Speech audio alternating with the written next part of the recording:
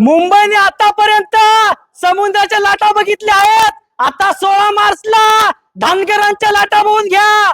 जंगलात गेल्यात वाघाची दहशत आणि मुंबईमध्ये आल्यास दीपक भाऊंची दहशत. नाद करायचा नाही. आरक्षण आमच्या हक्काचं नाही कुणाच्या बापाचं. एकच मिशन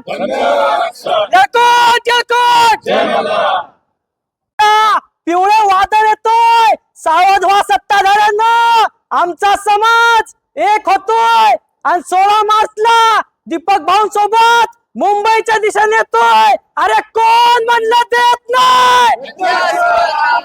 आरक्षण आमच्या हक्काचं.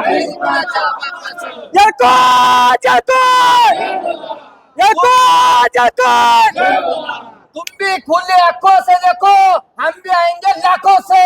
यकोट जय मल्हार. दीपक भाऊ आप संघर्ष करो, हम तुम्हारे साथ हैं. दीपक भाऊ आप संघर्ष करो, हम तुम्हारे साथ हैं. झालं का?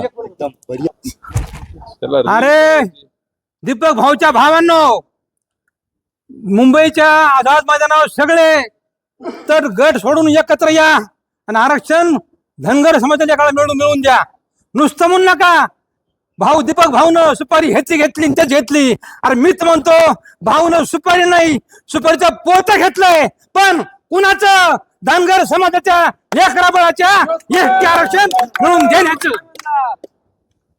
आता संदर्भामध्ये नियोजन बैठक होती छत्रपती संभाजीनगर. काय निर्णय झालेले आहे आणि कसं आरक्षणाचं लढाई तयारी चालू? आपण म्हणतो संविधानानुसार हा देश चालतो, पण दुर्दैवानं संविधानाची अंमलबजावणी खऱ्या अर्थाने या देशात झाली नाही. संविधानाला अभिप्रेत असलेली समानता या देशामध्ये रुजली नाही. कारण धनगरांचा समावेश या संविधानानुसार ST कॅटेगरीमध्ये होतो. 47 जमातींच्या यादीमध्ये 36 नंबरला धनगर आहेत आणि गेल्या 7 दशकांपासून हा घटनादत्त अधिकाराच्या अंमलबजावणीचा लढा सुरू आहे. 2014ला नरेंद्र मोदी साहेब ज्यावेळेस पंढरपूरला आले त्यांनी लाखो लोकांसमोर सांगितलं होतं की आम्हाला सत्ता द्या, आम्ही तुमचा प्रश्न सोडवतो. आता या राज्याचे मुख्यमंत्री देवेंद्र फडणवीस साहेब ज्यावेळेस बारामतीला गेले, आमच्यासारखे तिथं 9 उपोषणकर्त्यांनी लाखो समाज बांधवांसमोर त्यांनी सांगितलं की तुम्ही आम्हाला सत्ता द्या, पहिल्या कॅबिनेटमध्ये देतो. परंतु सरकारचं गेल्या 12 वर्षांपासून हे सातत्यानं धनगर समाजाला फसवणं सुरू आहे. 17 सप्टेंबरला म्हणजे आम्ही जे म्हणतो की बाबासाहेब आंबेडकरांनी अमृतरूपी आरक्षण आमच्यासाठी दिलंय, परंतु इथल्या प्रस्थापित आणि धूर्त व्यवस्थेनं हे कैद करून ठेवलंय. त्याला या अमृतरूपी आरक्षणाला मुक्त करण्यासाठी घटनादत्त अधिकाराची अंमलबजावणी व्हावी म्हणून 17 सप्टेंबरला मराठवाडा मुक्ती संग्राम दिनी आम्ही एक आंदोलन, एक लढा सुरू केला. तो लढा पुढे जात असताना 21 जानेवारीला मुंबईच्या आझाद मैदानामध्ये जाण्याचं ठरलं होतं. हा लढा दडपण्याचं सरकारनं एक षडयंत्र केलं, परंतु मल्हार मावळे या दबाव तंत्राला, अटक सत्राला, यांच्या धमकीला, यांच्या भीतीला न घाबरता मुंबईच्या आझाद मैदानामध्ये धडकला. 21 जानेवारीला आम्ही शांततेच्या मार्गाने मुंबईतून परत येताना सरकारला सांगितलं होतं, प्रशासनाला सांगितलं होतं की आम्ही परत कायदेशीर पद्धतीनं, संविधानिक पद्धतीनं शांततेच्या मार्गाने येऊ. आमच्या स्वाभिमानाला डिवचण्याचं काम तुम्ही करू नका. म्हणून आज संभाजीनगरच्या या भूमीमध्ये एक ऐतिहासिक, निर्णायक आणि शेवटची राज्यस्तरीय बैठक धनगर समाजाची झाली.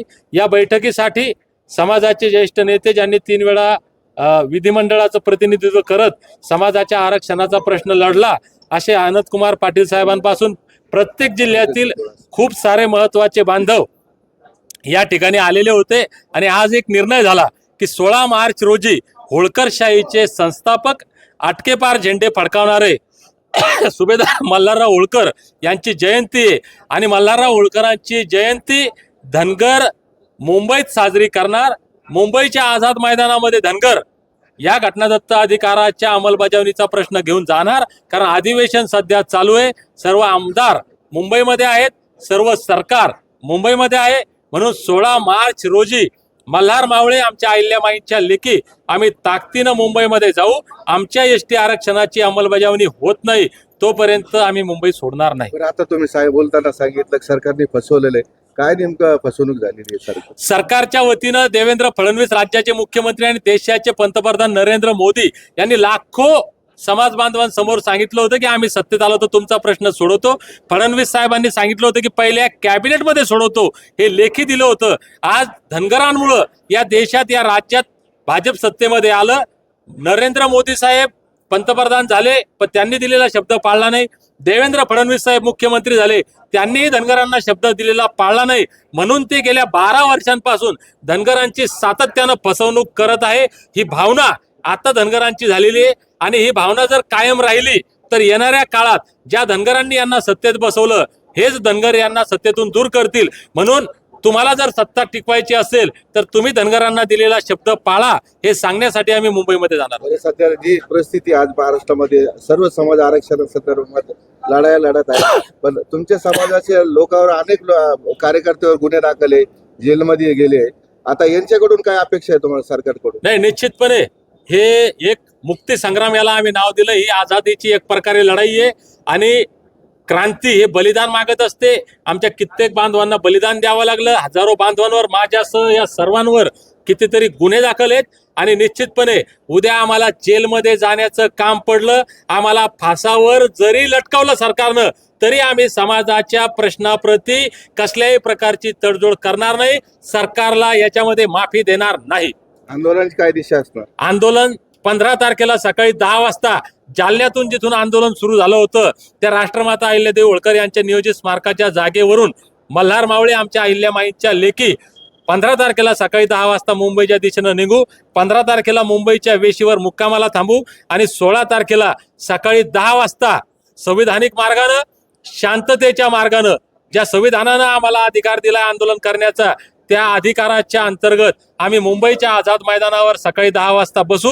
आणि मला खात्री आहे, जर या महाराष्ट्रातला प्रत्येक मावळा, मल्हार मावळा ताकदीनं जर मुंबईमध्ये आला तर 16 तारखेला संध्याकाळपर्यंत देवेंद्र फडणवीस साहेबांना या बाबतीमध्ये सकारात्मक निर्णय घ्यावा लागेल. समाज बांधवांना काय आव्हान याच माध्यमातून? समाज बांधवांना एकच विनंती करेल की भावांनो, खूप लढाया लढलो, समाजाचा किती वेळ पैसा वाया गेला हिशोब लागत नाही. आमचं छोटंसं स्वप्न आहे की बारामतीच्या मातीतून स्वर्गीय BK कोकरे साहेबांनी खऱ्या अर्थानं हा लढा राज्यभर नेला आणि तेव्हापासून त्यांच्या अगोदर सुद्धा सातत्यानं समाज हा लढा लढतोय. या लढाईचा शेवट झाला पाहिजे, आमच्या लेकराबाळांचं कल्याण झालं पाहिजे, म्हणून आम्ही हा शेवटचा निर्णायक लढा लढतोय. आपण सुद्धा शेवटचा लढा म्हणून, निर्णायक लढा म्हणून, आमच्या लेकराबाळांच्या कल्याणाच्या, समाजाच्या अस्तित्वाचा, भविष्याचा शेवटचा लढा म्हणून ताकदीनं, तनमन धनाने या लढ्यामध्ये सहभागी व्हा.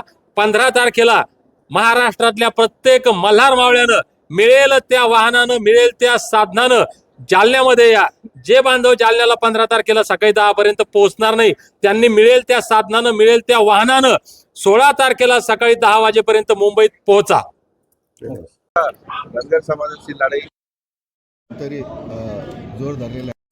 आपल्या छत्रपती संभाजीनगरमध्ये पूर्ण महाराष्ट्रभरातून जे कार्यकर्ते, पदाधिकारी, धनगर समाजाचे नागरिक आले, ते काय नेमकं नियोजन बैठकीमध्ये झाले नाही? या ठिकाणी त्या महाराष्ट्रामधून संभाजीनगरला अनेक कार्यकर्ते, प्रत्येक जिल्ह्यातनं कार्यकर्त्याला बोलवलं होतं. प्रत्येक जिल्ह्यातनं 5 ते 10 कार्यकर्ते, 2 कार्यकर्ते, 4 कार्यकर्ते या ठिकाणी आलेले होते. सर्व कार्यकर्ते तोलामोलाचे होते आणि या समाजाची, धनगर समाजाच्या आरक्षणाची लढाई ही निर्णायक वळणावरती आलेली आहे. येत्या 16 तारखेला होळकरांची जयंती आहे. ती जयंती आम्ही मानण्यासाठी मुंबईला आम्ही आगेकूच करणार आहोत आणि त्याच ठिकाणी आरक्षणाचा लढा हा उभारणार आहोत. तो आरक्षणाचा लढा उभारताना संपूर्ण महाराष्ट्रातले आज जेवढे सर्व कार्यकर्ते आले होते त्यांनी सर्वांनी निर्धार केलेला आहे की येत्या 16 तारखेला मुंबई ही पूर्ण पिवळी धमक करायची आहे. सर्व ठिकाणी आंदोलक त्या ठिकाणी तुम्हाला दिसतील. धनगर समाजाचा जलवा त्या ठिकाणी दिसेल आणि तो जलवा असा असेल की माननीय मुख्यमंत्री देवेंद्रजी फडणवीस साहेब यांना मात्र काहीतरी निर्णय घेतल्याशिवाय त्यांच्या घरी त्यांना झोप येणार नाही, एवढा मात्र निश्चित सांगतो. कारण मुंबईत गेल्यानंतर गुलाल आपल्या अंगावर पडन का असं अपेक्षा आहे? मुंबईत गेल्यानंतर गुलाल नाही, परंतु भंडारा मात्र आमच्या अंगावर आम्ही पाडू घेणार आहेत आणि तो भंडारा आम्ही पाडण्यासाठी त्या ठिकाणी जीवाची आहुती जरी लागली तरी चालेल. त्या ठिकाणी काय होईल ते होईल, पण एकदाचा हा प्रश्न आम्हाला एकदा मिटूनच टाकवायचा आहे. आमच्या वडिलापासून, आज्यापासून, पंजापासून ही चाललेली लढाई आता कुठेतरी निर्णायक वळणावर येऊन आम्हाला ती संपवायची आहे. दादा, हे आंदोलन 1-1.5 महिन्यापूर्वी ऑलरेडी एकदा मुंबईपर्यंत गेलं होतं. आता परत तुम्ही मुंबईला जायचा निर्धार केलाय. काय फरक असणार आहे या आधीच्या आंदोलनात आणि आताच्या आंदोलनात? अतिशय मोठा फरक असणार आहे. त्यावेळेचं जे आंदोलन होतं त्यावेळेस सरकारने वेगवेगळे कारणं दिले होते की आमची आचारसंहिता चालू आहे, जिल्हा परिषदच्या निवडणुका होत्या, काही ठिकाणी पंचायत समितीच्या निवडणुका चालू होत्या आणि काही ठिकाणी महानगरपालिकेच्या निवडणुका चालू होत्या. त्यावेळी त्यांनी आचारसंहितेचं कारण काढून वेळ धाकवूपणा त्या ठिकाणी केला होता. तो वेळ धाकवूपणा करायला आता सरकारला कुठलंही कारण उरलेलं नाही. त्यामुळे आणि सर्व लोक आता मोकळे झालेले आहे. जिल्हा परिषदवाले मोकळे झालेले आहे, पंचायत समितीवाले मोकळे झालेले आहे, महानगरपालिकेवाले सुद्धा मोकळे झालेले आहे. त्यामुळे आंदोलनाला फार मोठी धार या ठिकाणी येणार आहे. शेवटचा प्रश्न असा आहे, कारण लोकप्रतिनिधी आंदोलनामध्ये सहभागी होणार आहे का आपल्या समाजाचे? 100% होणार आहे. लोकप्रतिनिधी जर समाजाचे लोकप्रतिनिधी जर त्या ठिकाणी समावेश नाही झाले तर त्या लोकप्रतिनिधीला त्याच्या समाजासमोर, त्याच्या मतदारासमोर तोंड दाखवायला जागा राहणार नाही. समाज बांधवाला काय आव्हान करणार आहे आंदोलनाचं? समाज बांधवांना हेच आव्हान आहे, बाबांनो, आपले वडील थकलेत, आपले आजोबा थकले, आपले पंजोबा थकले आणि आपण पण थकलो, परंतु आपल्या लेकराबाळासाठी, आपल्या मुलाबाळासाठी, आपल्या गरीबातल्या गरीबाच्या मुलाबाळासाठी आपल्याला हे आंदोलन करणं आहे. म्हणून तुम्हाला आज बी मरणं आहे, उद्या बी मरणं आहे. जसं शेलार मामाने दोर कापला होता, गड्यांनो तुम्ही एक तर लढून मारा नाही तर उडी खाऊन मारा, तोच प्रकार आज तुम्हाला करणं आहे. तुम्हाला मुंबईच्या ठिकाणी त्या आरक्षण ठिकाणी जाणं आहे, एक तर तुम्हाला आरक्षण घेऊन येणं आहे, नसता तिथं तुमचा स्वतःचा जीव गमवणं आहे. समाजात आज एक खासदारकीसाठी उमेदवार दिला, त्याकडे तुम्ही कसं बघताय? त्यांचं तर आम्ही अभिनंदन करतो. एक काय त्यांनी तर 10 द्यायला पाहिजे होते, 4चे 4 आम्हाला द्यायला पाहिजे होते, कारण आमचा बॅकलॉग साऱ्यात मोठा आहे. एक देऊन आम्हाला कुठं तुम्ही गोजरवणी करतात. आमचं मतदान घेता आणि एखादा खासदारकीचा आम्हाला तिकीट देता, एखादा खासदारकीची राज्यसभेची देता, हे पण तुम्ही पापच करता ना. तुम्ही दिलं म्हणून काही उपकार नाही केलेला. आम्ही तुम्हाला भरभरून मतदान दिलेलं आहे. तुम्ही कधीच सत्तेवर आलं नसता जर धनगरांनी मतदान नसतं केलं, म्हणून तुमचे उपकार नाही. पण ज्यांना दिलं त्याचं अभिनंदन आहे, त्याचं खूप खूप अभिनंदन. आंदोलनाच्या माध्यमातून मुख्यमंत्र्यांनी काय इशारा देणार तुम्ही? आम्ही माननीय मुख्यमंत्र्याला आतापासून इशारा देतोय की मुख्यमंत्री साहेब, खुर्ची कधी बी हलू शकते, कोणी अमरपट्टा घेऊन आलेलं नाही. जर धनगराचं मतदान बाजूला झालं ना, तुम्हाला मतदान कोणाचंच नाहीये. एक समाज तर तुम्हाला फुलटू मतदान करत नाही. जर ओबीसी मधला मुख्य घटक हा धनगर आहे, हा जर बाजूला झाला तर तुमचा विषय संपला मुख्यमंत्री साहेब, विषय संपला. दिलेली समाजाने किती लोक जाणार आहेत, कशी लढाई असणार? समाजाची लढाई ही अनेक वर्षापासून आहे. आता आपल्याला समाजाने इथं बैठकीमध्ये आमच्या सर्वांमध्ये एक ठराव घेतला आम्ही की आम्हाला 16 मार्चला मुंबई आझाद मैदान इथे आम्हाला जायचं होईल आणि तिथं आम्ही सर्व समाज, महाराष्ट्रातील सर्व समाज तिथं जाईल. मग आमचे जे आरक्षण आहे, जे काही वर्षापासून या सरकारने आम्हाला झुलवत ठेवलेलं आहे, ते आरक्षण आम्हाला मिळवण्यासाठी या देवेंद्र फडणवीसने आम्हाला फसवलं आहे, ते आरक्षण आम्ही मिळवण्यासाठी जातोय. तर आता तुम्ही सांगितलं फसवलंय म्हणून, पण त्यांच्याकडून काय अपेक्षा आहे तुम्हाला? मुंबईला जायचं, आरक्षण घ्यायचंय, कधी गुलाल घेऊनच येणार का? आम्ही तिथं जाईन तर 100% आम्ही गुलालाच घेऊन येणार, आम्ही तसं येणार नाही.